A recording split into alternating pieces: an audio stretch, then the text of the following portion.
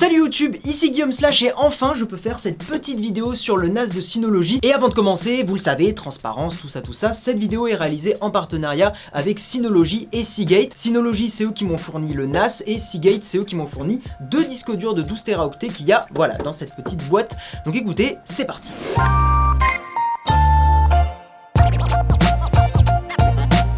Avant de commencer la vidéo, il faut quand même expliquer, alors vraiment on va prendre même pas une minute pour le faire, mais qu'est-ce que c'est qu'un NAS? Et oui, parce que c'est pas forcément un truc qui est très connu en général, hein. Bon, il y a beaucoup de personnes qui s'intéressent bien à l'informatique, qui connaissent bien le sujet, mais voilà, le grand public connaît pas forcément, et pourtant c'est super bien. Les initiales, hein, NAS, ça veut dire Network Attached Storage, qu'on pourrait grossièrement traduire par stockage attaché au réseau. Donc en gros, vous l'aurez compris avec ce nom, c'est un mini PC qu'on va connecter au réseau dans lequel il y a des disques durs et en gros ça va ajouter du stockage à son réseau pour pouvoir le partager entre plein d'ordinateurs. Et un NAS en gros ça ressemble, hein, comme je l'ai dit, à une grosse boîte. J'ai 2 disques durs de 12 Tera, j'ai aussi un disque dur de 6 Tera que j'avais acheté avant de faire la vidéo. Et en gros voilà, ça s'enlève comme ça, donc ça c'est un disque dur de 6, c'est celui de 6 Tera celui-là, et ça se clipse très facilement dans la boîte. Hop, comme ça. Dans le cadre de ce partenariat, Synology m'ont plutôt envoyé une version haut de gamme de leur NAS, hein. C'est celui qui s'appelle DS918+. En gros dedans il y a un processeur 4 cœurs, 4 Go de RAM. Au niveau des performances, on est aux alentours de 220-230 mégaoctets par seconde, hein, en écriture ou en lecture. Il y a aussi 2 prises RJ45 qui sont à l'arrière, hein, ici, qui permettent de connecter des réseaux. Moi j'en utilise qu'une seule bien évidemment, j'ai pas besoin de plus. Et puis après, vous l'avez vu au moment où j'ai montré les disques durs, moi j'ai 4B, mais il y a une unité d'extension qui est disponible et qui permet de monter jusqu'à 9B. En gros 9 possibilités de mettre des disques durs.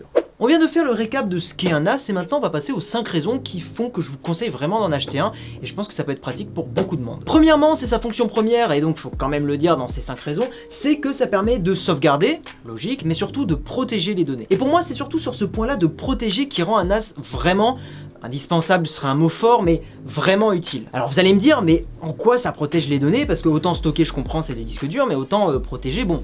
En fait, si vous voulez, les NAS en général proposent des systèmes qui s'appellent les systèmes RAID. Alors vous avez du RAID 0, RAID 1, RAID 2, blablabla, jusqu'à RAID 5, RAID 6, etc. Par exemple, le système RAID 5 fonctionne avec 3 disques durs. Donc si vous avez 3 disques durs de 10 Tera, 10 Tera, 10 Tera, vous allez pouvoir utiliser 20 Tera. 10 Tera vont être réservés à la sécurité. Et donc si un des 3 disques durs tombe en panne, mais n'importe lequel, c'est ça qui est cool, et bien vous pouvez récupérer les données. Pour récapituler, un NAS permet de sécuriser ces données. Et moi qui fais de la vidéo, c'est super pratique.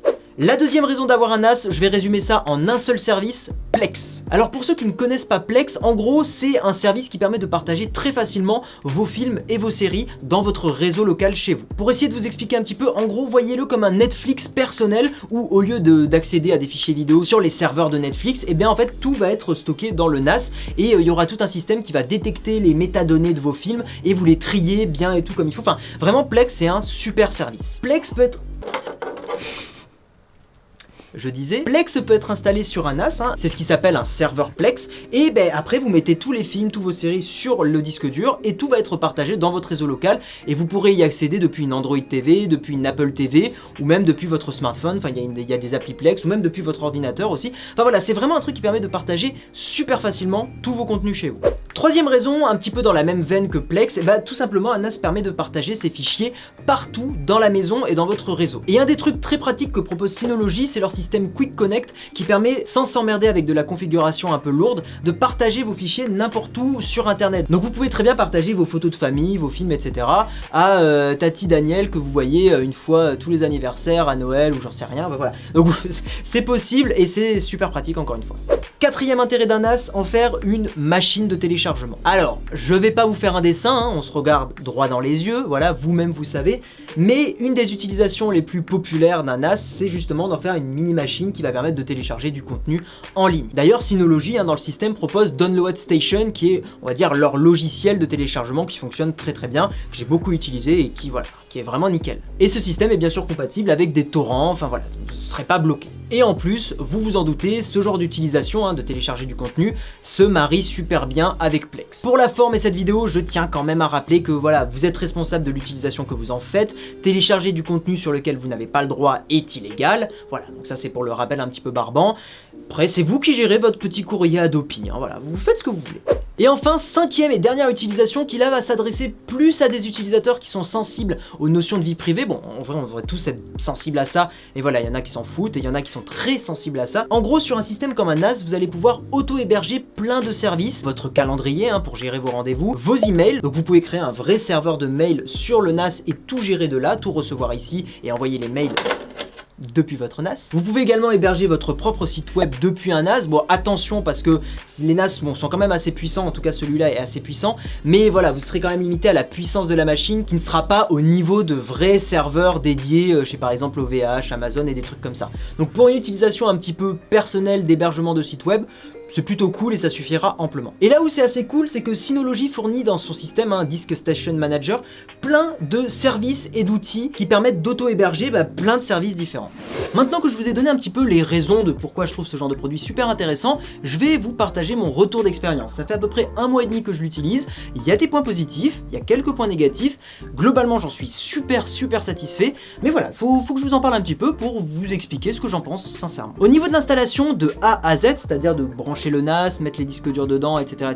jusqu'à le fait de pouvoir enfin utiliser un dossier et le partager dans mon réseau, on va dire qu'il y a eu à peu près 10-15 minutes, peut-être plutôt 15, mais en gros je trouve ça vraiment raisonnable. Après l'installation, forcément je l'ai utilisé, ce système d'exploitation qui s'appelle Disk Station Manager, et je l'ai trouvé déjà graphiquement joli, mais surtout ce que j'ai trouvé super bien, c'est que je me suis jamais senti bloqué dans mes besoins. Autrement dit, l'écosystème Synology est vraiment bien, et puis surtout un des gros avantages, vu que Syno c'est plutôt les leaders dans le marché du NAS en ce moment, c'est qu'il y a une énorme communauté sur internet. Vous allez sur n'importe quel moteur de recherche et vous cherchez tuto pour auto-héberger ses mails sur un NAS, vous trouverez plein de tutos, plein de blogs qui partageront ça et globalement vous vous sentirez jamais bloqué.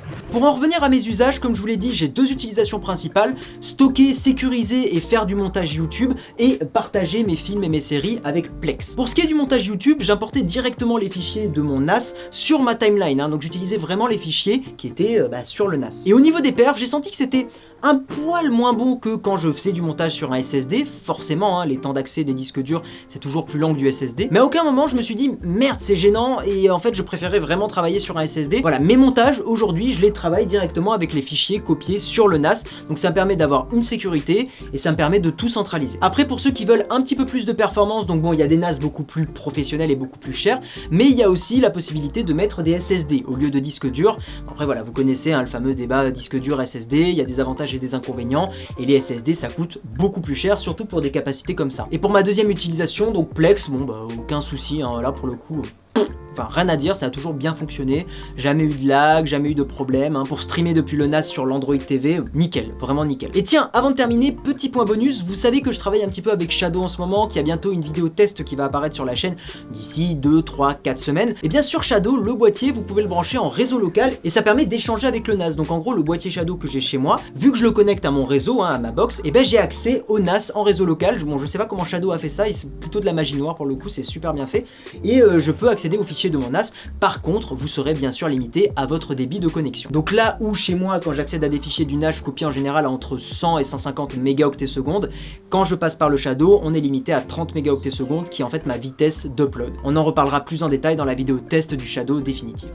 Quelques points négatifs avant de terminer cette vidéo. Premièrement, je trouve que au niveau de l'installation, donc après que le système ait été installé et qu'en gros vous arrivez sur le bureau du système d'exploitation, je trouve qu'il y a un manque de prise en main de l'utilisateur pour lui faire comprendre comment créer le premier volume. Je trouve qu'à ce niveau-là, même si sur l'écran d'accueil il y a une petite fenêtre qui apparaît en vous disant lis les guides, les machins, même en regardant ça, je trouve que voilà, ça vaudrait le coup d'avoir une petite pop-up qui dit tu voudrais créer ton premier volume, eh bien vas-y, suis ce guide et on le fait ensemble. J'ai trouvé aussi quand on crée ces différents volumes et quand on a plusieurs disques durs, donc quand on a envie de sécuriser les données avec des systèmes type RAID, que ça manquait un petit peu d'explication sur ces systèmes là justement. Il manquait des petites notions, éventuellement de rediriger vers un site web qui permet de mieux comprendre comment ça fonctionne schématiquement, je demande pas plus. Et enfin, dernier truc qui m'a un petit peu gêné, bon, je pinaille, honnêtement, je pinaille carrément, et je pense que c'est dû au fait que dans mon PC fixe, je suis habitué aux SSD qui font zéro bruit. Un NAS, vu que c'est que des disques durs, voilà, vous allez entendre les disques durs qui gratouillent. Alors, c'est pas que je suis sensible au bruit ou quoi, mais vu que je tourne des vidéos, là, comme vous le voyez, ce genre de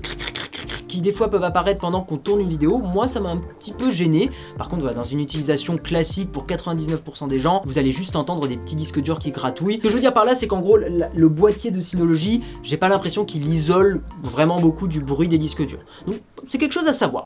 Conclusion de cette vidéo, si un NAS vous intéresse, ce que je vous conseille fortement, c'est d'utiliser l'outil directement sur le site de Synology qui vous permet en fait de cocher vos besoins et de déterminer quel est le meilleur NAS pour vous. Parce qu'il y a des NAS à 2B, donc 2 disques durs possibles, à 4B, à beaucoup plus. Il y a aussi des NAS qui ont des processeurs beaucoup plus puissants, il y a des NAS qui ont des processeurs pas très puissants, il y a 2, 4, 8 Go de mémoire vive, enfin voilà, il y a plusieurs choix disponibles et il faut prendre celui qui vous convient parce que tout le monde fait pas de la production vidéo comme je le fais. Ce que je veux dire par là, c'est que pour 90% des gens, ça sert à rien de payer plus de 300 € dans un NAS, ça serait totalement overkill. Comme d'habitude, si cette vidéo vous a plu, n'oubliez pas le petit pouce bleu, abonnez-vous, mettez la cloche aussi pour ne rater aucune vidéo. Il y a aussi les différents réseaux sociaux qui sont apparus un petit peu partout, donc n'hésitez pas à me suivre là-bas. Je remercie encore une fois tous les Patreons qui soutiennent financièrement ma chaîne. Moi je vous dis à la prochaine, ciao tout le monde.